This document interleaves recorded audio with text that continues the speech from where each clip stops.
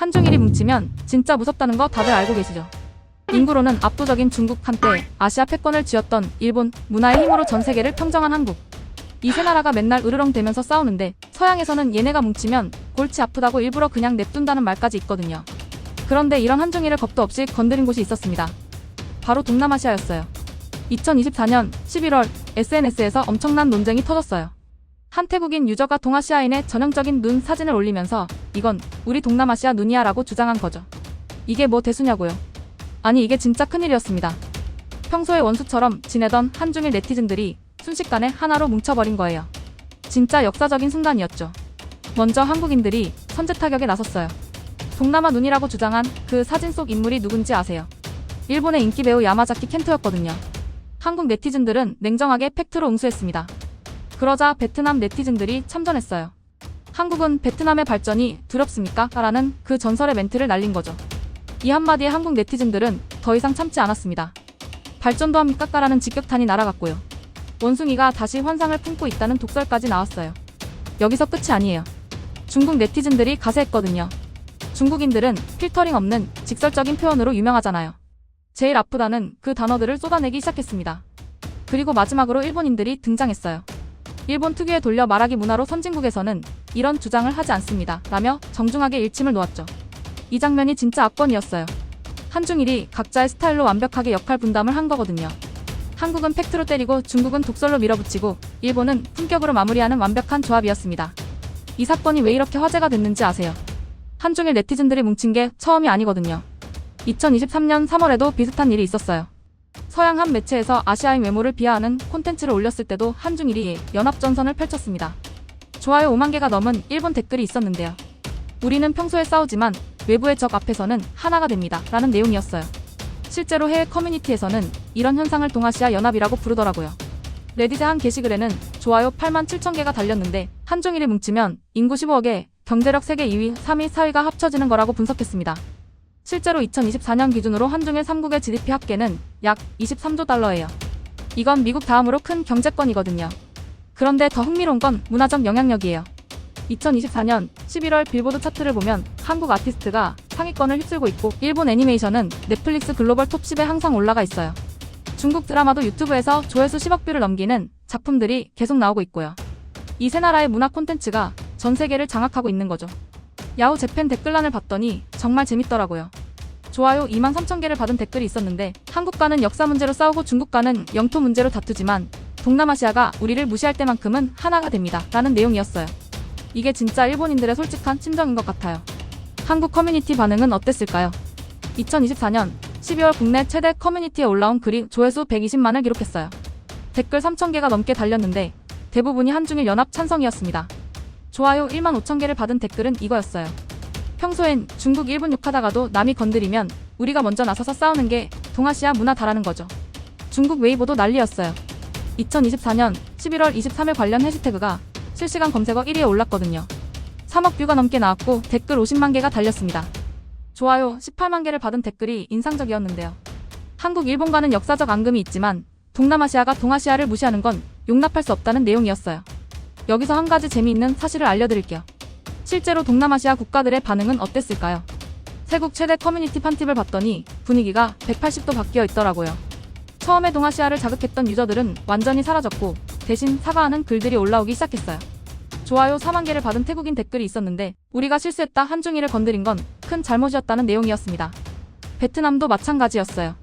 베트남 최대 SNS인 페이스북 그룹에서 2024년 11월 25일 올라온 글이 공유 5만 번을 기록했어요.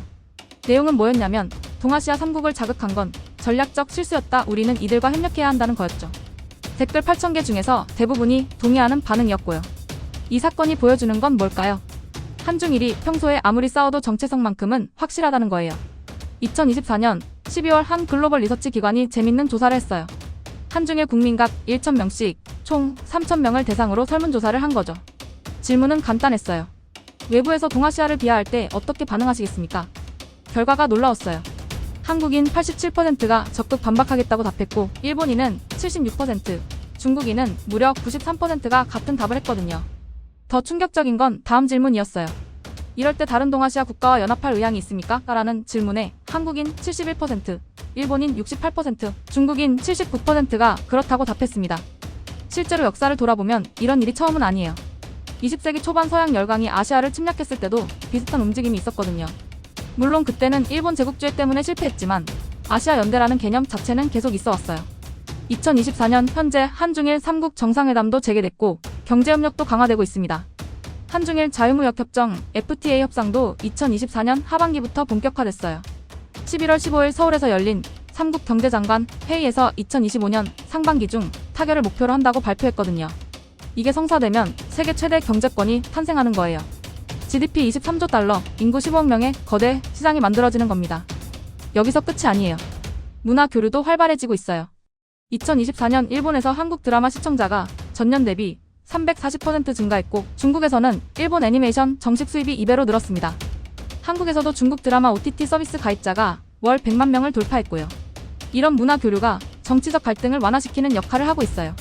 실제로 2024년 12월 도쿄대학교 아시아연구소가 발표한 보고서를 봤는데요. 한중일 3국 젊은 세대의 상호감도가 5년 전보다 평균 23% 상승했다고 해요. 특히 20대에서 30대 사이에서는 38%나 올랐고요. 이유가 뭘까요? K-팝, 애니메이션, 중국 게임 같은 문화 콘텐츠를 통해 서로를 이해하게 됐기 때문이라고 분석했습니다. 야후 재팬 12월 3일자 기사 댓글란을 봤더니 정말 인상적이더라고요. 좋아요 32,000개를 받은 댓글이 뭐였냐면 우리 아버지 세대는 한국을 싫어했지만 나는 BTS를 듣고 자랐다. 중국 게임도 즐긴다. 이제 시대가 바뀌었다는 내용이었어요.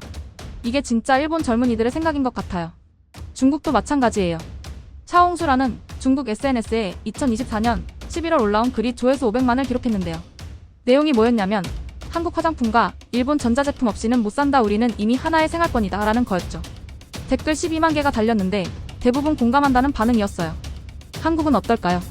2024년 12월 10일 네이버 실시간 검색어 1위가 뭐였는지 아세요? 한중일 문화동맹이었어요.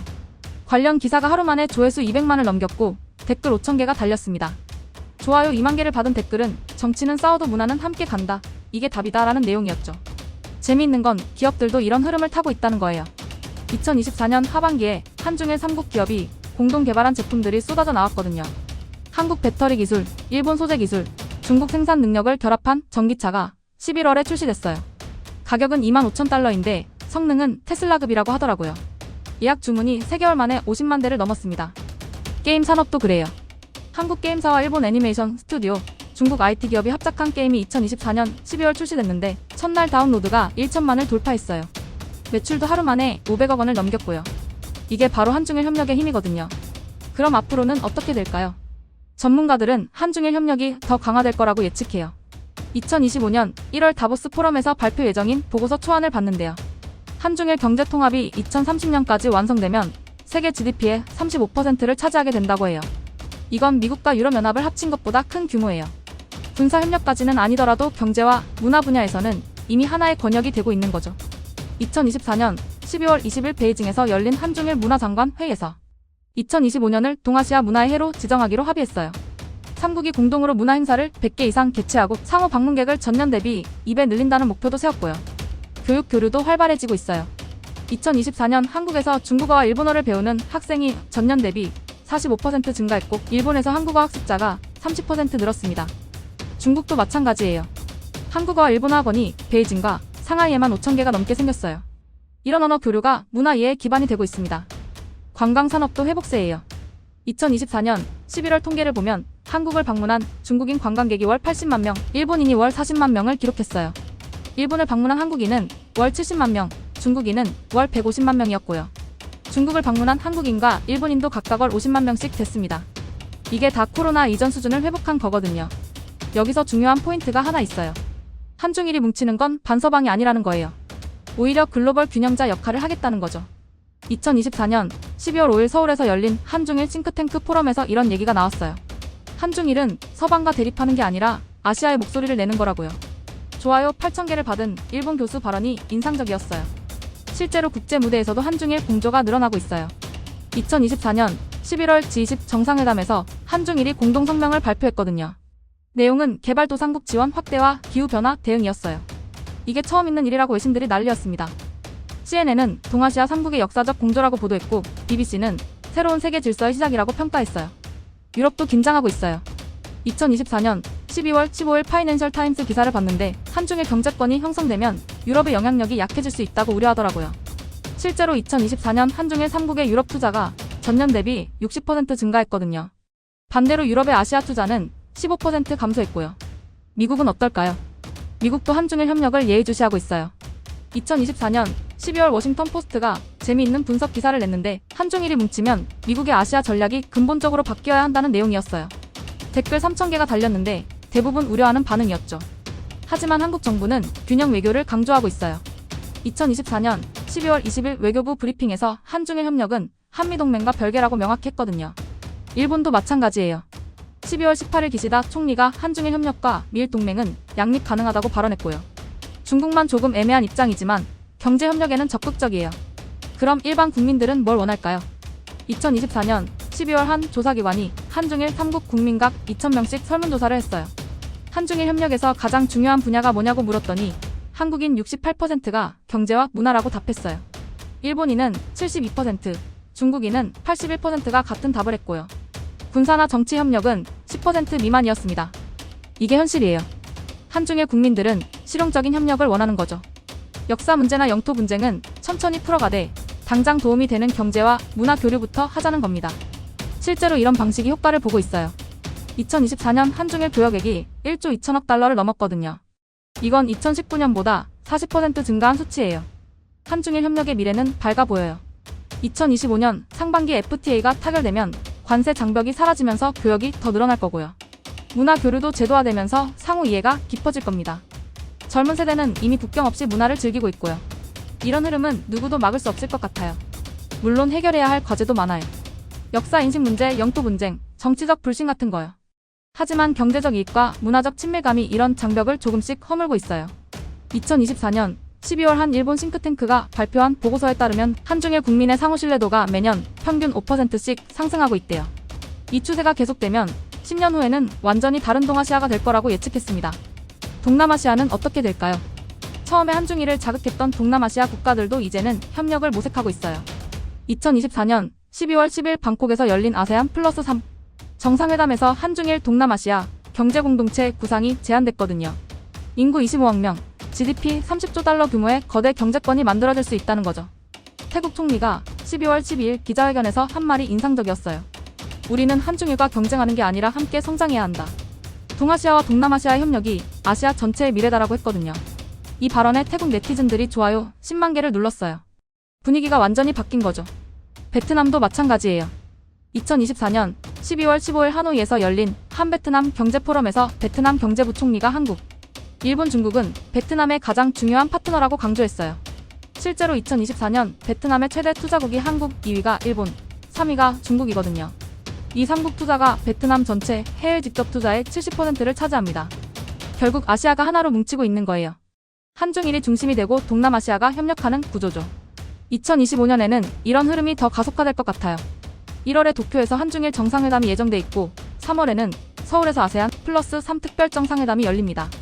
여기서 구체적인 협력 방안이 나올 거예요. 여러분은 어떻게 생각하세요? 한중일이 계속 협력하는 게 좋을까요? 아니면 각자 가는 게 나을까요? 댓글로 여러분 생각을 꼭 남겨주세요.